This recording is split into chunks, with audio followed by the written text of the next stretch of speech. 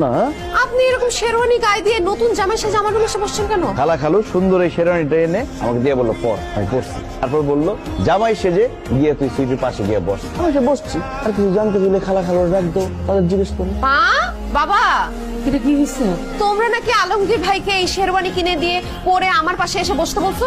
সে নতুন জামাই সেজে আমার পাশে বসবে কেন? এখন আলমগীরের সাথে তোর বিয়ে হবে সেই জন্য।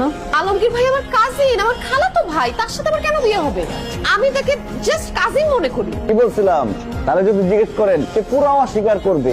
এখন তারা জোর করেন, কারণ আমি তো বিয়ের মুডে চলে গেছি। আমার তো মান সম্মান কিচ্ছু থাকবে না এখন বিয়ে করতে না পারলে। একটু আগে ফেসবুকে স্ট্যাটাস দিয়ে আসছি, বিয়ে করতে যাচ্ছি। তুই যদি এখন আমাদের কথা মতো আলমগীরকে বিয়ে না করিস, এই বের করলাম। প্রথমে তোর মাকে খাওয়াবো, তোর মার কষ্টদায়ক মৃত্যুটা দেখার পরে আমিও মরা। তাড়াতাড়ি হা করো, তোমাকে তাড়াতাড়ি খাইয়ে দিই, তুমি মরে যাও। না না না, কারো কোনো কিছু করতে হবে না। মা বাবাকে হারানোর থেকে আমার কাজিনকে বিয়ে করা ভালো। আমি রাজি। কাজী সাহেব চলে আসছে।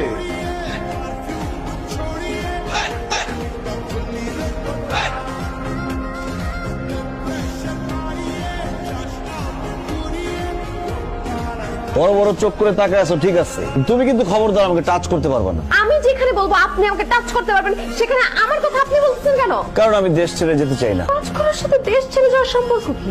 আছে, সম্পর্ক আছে। আমার এক ফুপু থাকে সুইজারল্যান্ডে, আমাকে বলছে 1 বছরের মাথায় আমার যদি বাচ্চা হয় তাহলে আমার ফুল ফ্যামিলি সহ আমাকে সুইজারল্যান্ড নিয়ে যাবে। তুমি যদি আমাকে স্পর্শ করো, স্পর্শ করলে তো 1 বছরের মাথায় বাচ্চা হয়ে যাবে, তখন তো আমার দেশ ছেড়ে চলে যেতে হবে। ও মাই গড, 1 বছরের মধ্যে বাচ্চা কাচ্চা হলে তোমার ফুপু আমাদের সুইজারল্যান্ড নিয়ে যাবে?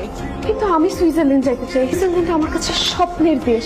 আমি সুইজারল্যান্ড যেতে চাই। প্লিজ তুমি আমাকে টাচ করো, যাতে তুমি আমি বাচ্চা সহ আমরা ফুল ফ্যামিলি সুইজারল্যান্ড যেতে পারি। না না না, আমি দেশ ছেড়ে যেতে চাই না। টাচ করো না, হাত ছড়ো, হাত ছড়ো, হাত ছড়ো। তুমি আমার হাজবেন্ড, টাচ করো।